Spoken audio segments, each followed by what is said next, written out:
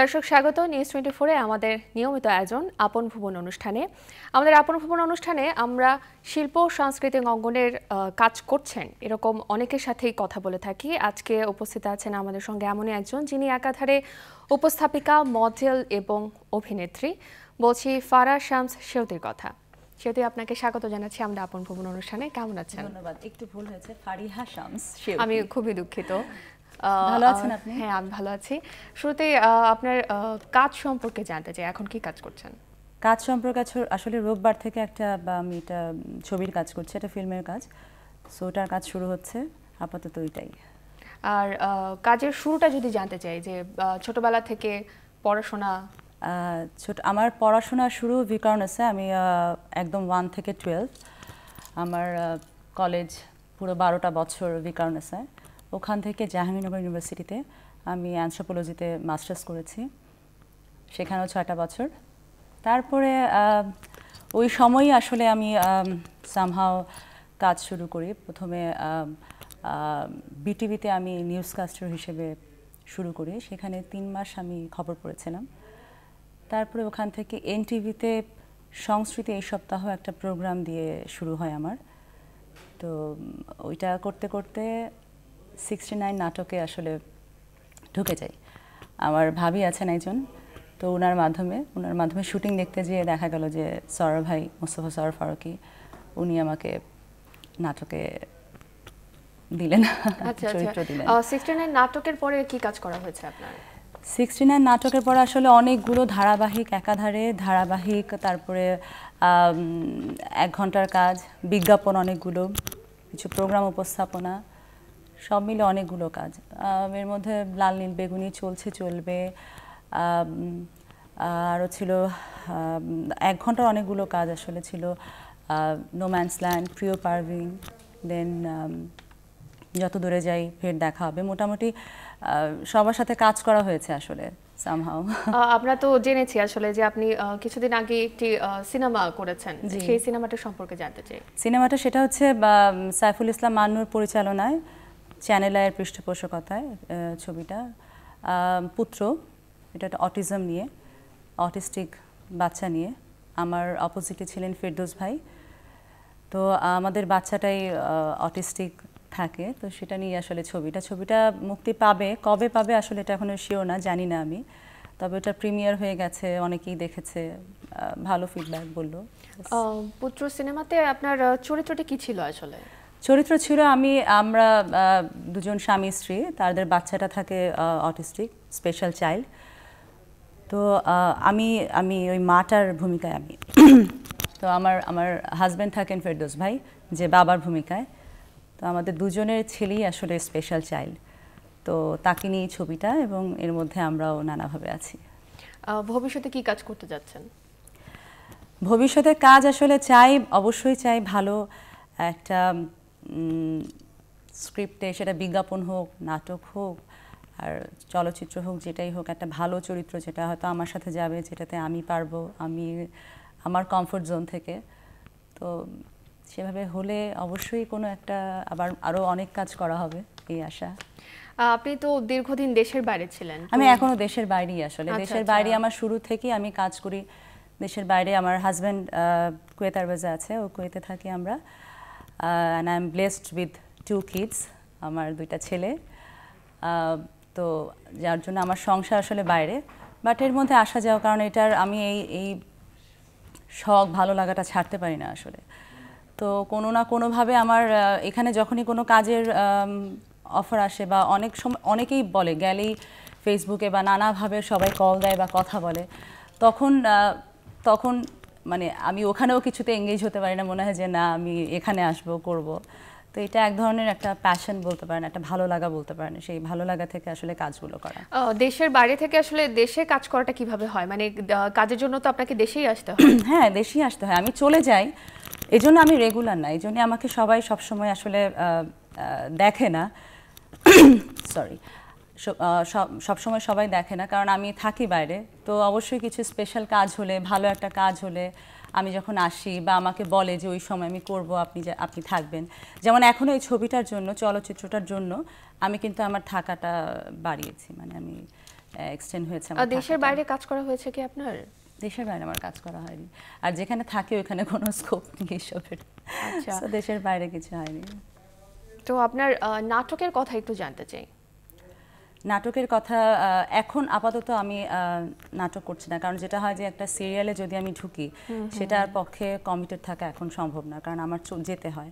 আমার বাচ্চা স্কুলে পড়ে, আমার একটা বাচ্চা স্কুলে, তো ওটা সম্ভব না। যার জন্য আমি 1 ঘন্টার কাজ হলে ভালো আমি করি। যেমন গত ঈদে একটা কাজ করেছিলাম, একটা কিছু অংশ সেটা করেছিলাম, হয় না এপিটাফ একটা কাজ। তো এরকম আর কি, মানে হঠাৎ করে কিছু। বাট যেটা হয় যে এখন কিছু ভালো চলচ্চিত্র হচ্ছে, দেখা যাক যদি সেই সব জায়গায় সুযোগ হয় হয়তো বা সেগুলোই করা হবে। আর এক্ষেত্রে একটা বিষয় জানতে চাই যে আপনি মডেলিং করেছেন, নাটক করেছেন এবং এখন সিনেমা করছেন, তো বিভিন্ন শিল্পীর সাথে তো কাজ করেছেন, তো এই অভিজ্ঞতাটা কেমন? আমার খুবই ভালো লাগে আসলে, সত্যি কথা। আমি অনেক মানে আসলে কাজের জন্য চেষ্টা করি নিজেকে যে অন্য কোনো কাজ করবো বা যাব, কিন্তু তখন মনে হয় যে আমি মনে হয় এই কাজটাই পারবো বা এটাই আমার দ্বারা হবে। মানে হয় না যে মানুষ তো অনেক কিছু করেই বুঝে যে সে নিজে কোন কাজটাতে আসলে কমফোর্টেবল বা তার কোনটা ভালো লাগে। তা আমার আসলে অভিনয়টা ভালো লাগে, মানে আমার ভালো লাগা থেকে। এটা এমন না যে করে আমাকে সারভাইভ করতে হবে। আলহামদুলিল্লাহ আমি অনেক ভালো আছি, তো ওরকমও কিছু না, কিন্তু আমার ভালো লাগা থেকে আসলে। আপনার কাজ নিয়ে আরো কথা বলবো, তবে আমাদের এই মুহূর্তে নিতে হবে একটি বিরতি। দর্শক, নিচ্ছে একটি বিরতি, সঙ্গেই থাকুন।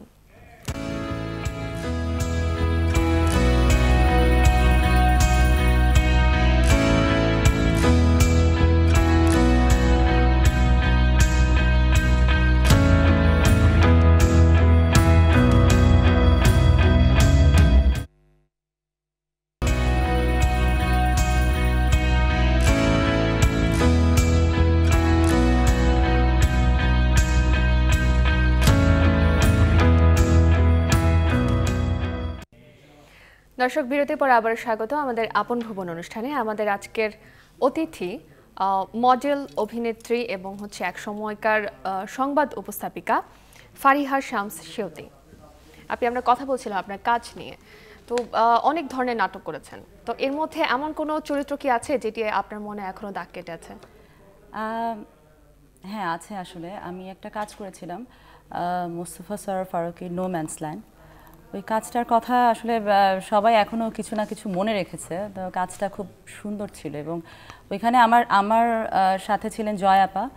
তো আমাদের দুইজনের দুইটা ক্যারেক্টার। তো আমার ক্যারেক্টারটা আমার খুবই পছন্দের, মানে একটা যেই মেয়েটা বা যেই অবস্থার মধ্যে ওইটা ছিল আমার খুবই পছন্দের। আরেকটা ছিল প্রিয় পারভিন করেছিল শরাফ আহমেদ জীবন।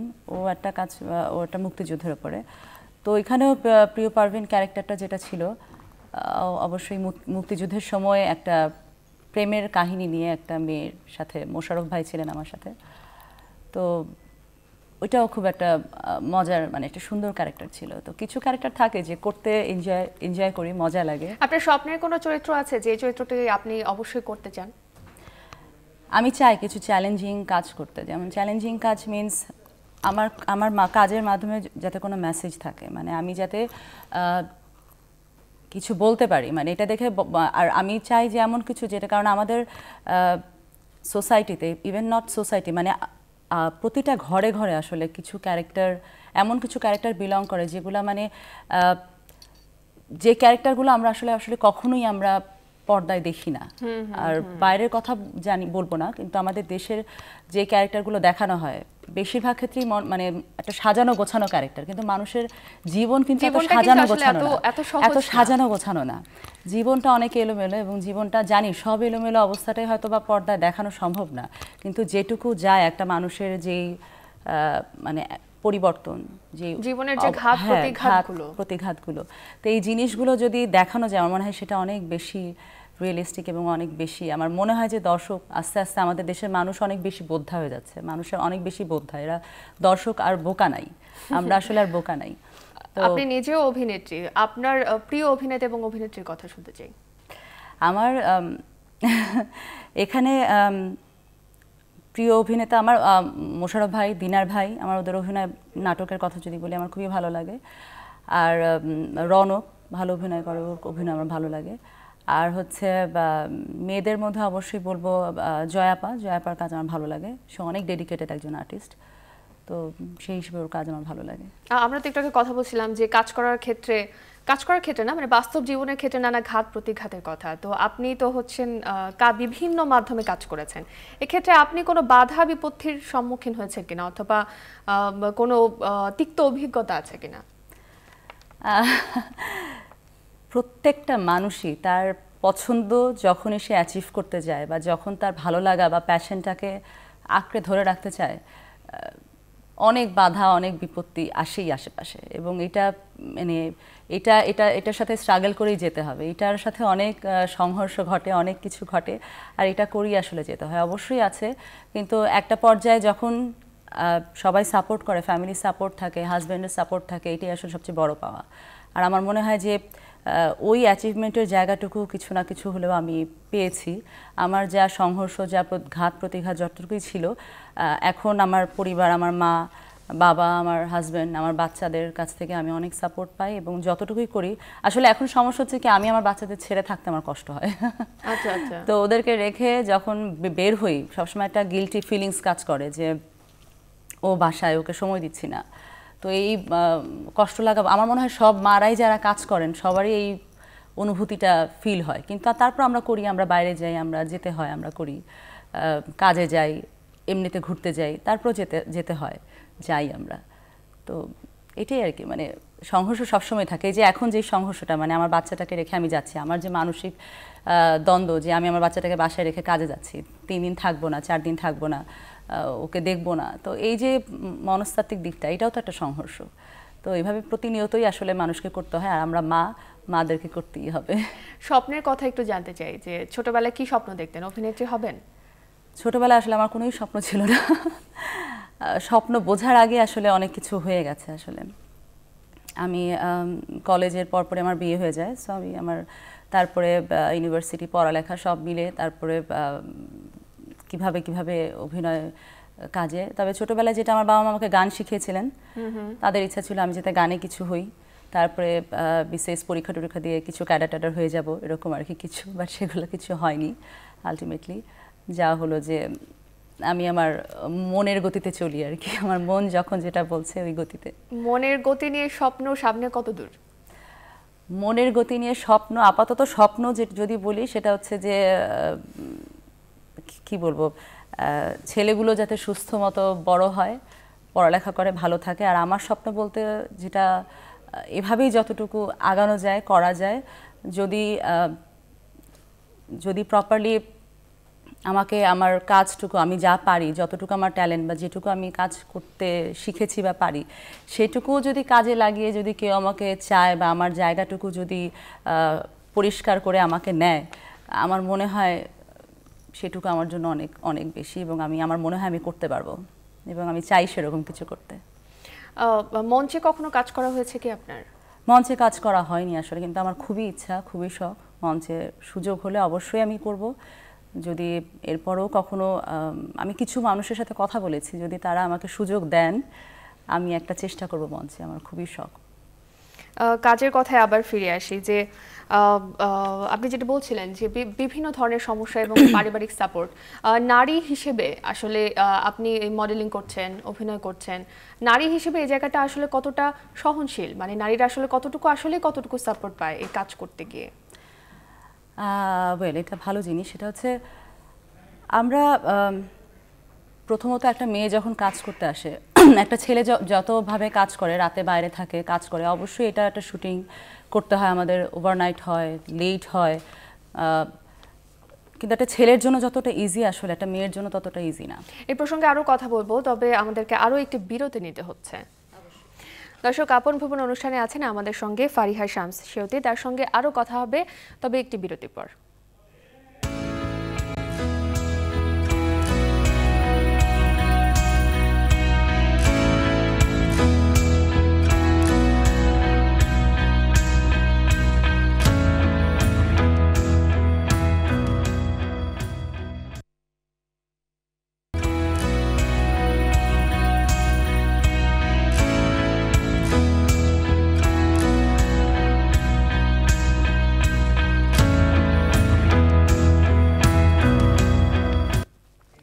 দর্শক, বিরতির পর আবারও স্বাগত আমাদের আপন ভুবন অনুষ্ঠানে। কথা বলছিলাম মডেল এবং অভিনেত্রী ফারিহা শামস সেওতির সঙ্গে।